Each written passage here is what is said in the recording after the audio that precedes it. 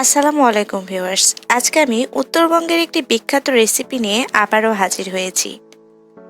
উত্তরবঙ্গের বিখ্যাত রেসিপি হলো আলুঘাটি, আর এই আলুঘাটি মাছ ছাড়া মাংস দিয়েও করা যায়। আজকে আমি মাংস দিয়ে আলুঘাটি করে আপনাদেরকে দেখাবো।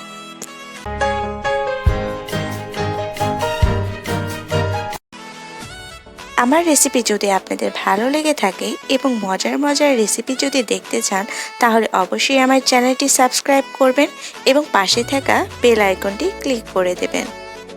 আজকে আমি দেখাবো কিভাবে গরুর মাংস দিয়ে আলুঘাটি রান্না করা যায়, আর আমার যেসব উপকরণ লাগছে তা এক নজর দেখে নিচ্ছি। আলুঘাটি রান্না করার জন্য সর্বপ্রথম আমি আলু সিদ্ধ করে ম্যাশ করে নেব। আমি এখানে নতুন আলু ব্যবহার করেছি, আপনারা ইচ্ছে করলে পুরাতন আলু ব্যবহার করতে পারেন। এই যে দেখুন, আলু সিদ্ধ করে আমি খুব ভালোভাবে ম্যাশ করে নিয়েছি। এবার আমি গরুর মাংসের ভুনা রান্না করব। এই জন্য আমি একটি কড়াই দিয়ে দিচ্ছি হাফ কাপ পরিমাণ সয়াবিন তেল। এবার দিয়ে দিচ্ছি 1 কাপ পরিমাণ পেঁয়াজ কুচি। এবার আমি পেঁয়াজ বাদামি রং করে ভেজে নেব।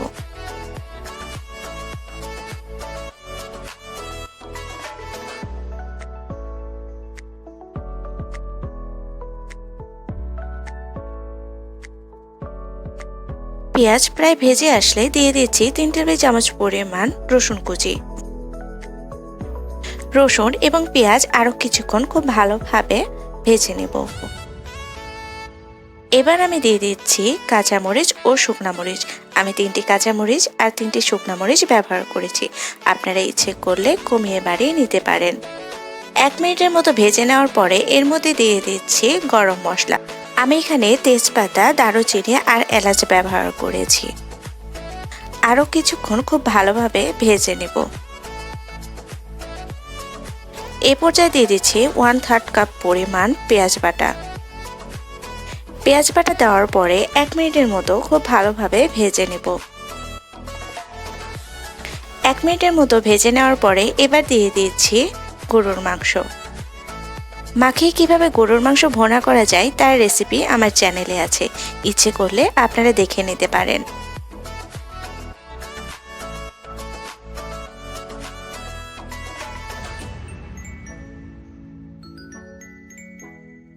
আমি গরুর মাংস 3 মিনিটের মতো ভেজে নিয়েছি। এবার এর ভিতরে দিয়ে দেব 1.5 টেবিল চামচ পরিমাণ লাল মরিচের গুঁড়ো, 1 চা চামচ পরিমাণ হলুদ গুঁড়ো। এবার দিয়ে দিচ্ছি 1 চা চামচ পরিমাণ ধনিয়া গুঁড়ো, 2 টেবিল চামচ পরিমাণ আদা রসুন বাটা, 1 টেবিল চামচ পরিমাণ আদা বাটা। আমি এখানে এক্সট্রা করে আদা বাটা ব্যবহার করেছি, আপনারা ইচ্ছে করলে নাও ব্যবহার করতে পারেন। এবার দিয়ে দিচ্ছি স্বাদ অনুযায়ী লবণ।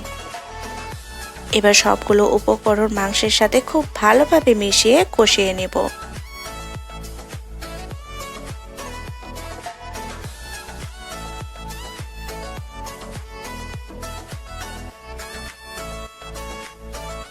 পাঁচ থেকে 7 মিনিটের মতো আমি মাংস খুব ভালোভাবে কষিয়ে নিয়েছি। এবার দিয়ে দিচ্ছি পানি। যেহেতু এটি গরুর মাংস, তাই সিদ্ধ হতে আমাদের যথেষ্ট পরিমাণ পানি লাগবে। যথেষ্ট পরিমাণ পানি দিয়ে মাংস খুব ভালোভাবে সিদ্ধ করে নেব।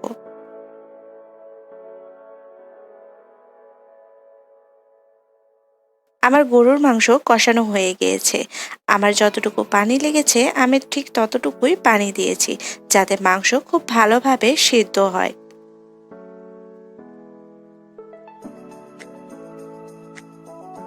মাংস আমার খুব ভালোভাবে রান্না করা হয়ে গিয়েছে।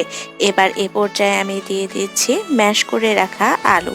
আলু আমি পানি দিয়ে কিছুটা পাতলা করে রেখেছিলাম। এবার মাংসের সাথে আলু খুব ভালোভাবে কষিয়ে নিতে হবে।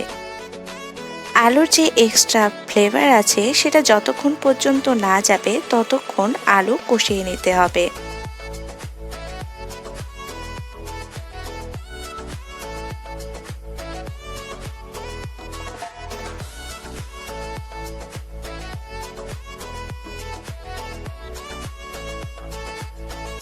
ঘাটি অনবরত নাড়তে থাকতে হবে, না হলে নিচে লেগে যাওয়ার সম্ভাবনা থাকে। এ পর্যায়ে আমি দিয়ে দিচ্ছি পরিমাণ মতো পানি। আপনারা যতটুকু পাতলা খেতে চান সেই অনুযায়ী পানি যোগ করবেন। আমি 1.5 কাপ পরিমাণ পানি দিয়েছি। আপনারা ইচ্ছে করলে 1 কাপ পরিমাণ পানি দিতে পারেন। এ পর্যায়ে ঘাটি অনবরত নাড়তে থাকতে হবে। এক পর্যায়ে দেখা যাবে ঝোলটি অনেক আঠালো আঠালো হয়ে এসেছে এবং গাঢ় হয়ে এসেছে। এবার আমি দিয়ে দিচ্ছি জিরা গুঁড়ো। জিরা গুঁড়ো দেওয়ার পরে একটি ঢাকনা দিয়ে ঢেকে আমি 5 মিনিটের মতো রেখে দেব এবং চুলাটি বন্ধ করে দেব।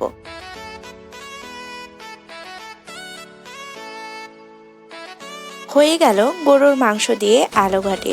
আশা করছি আপনাদের রেসিপি অনেক ভালো লেগেছে। সবাই ভালো থাকবেন। আল্লাহ হাফেজ।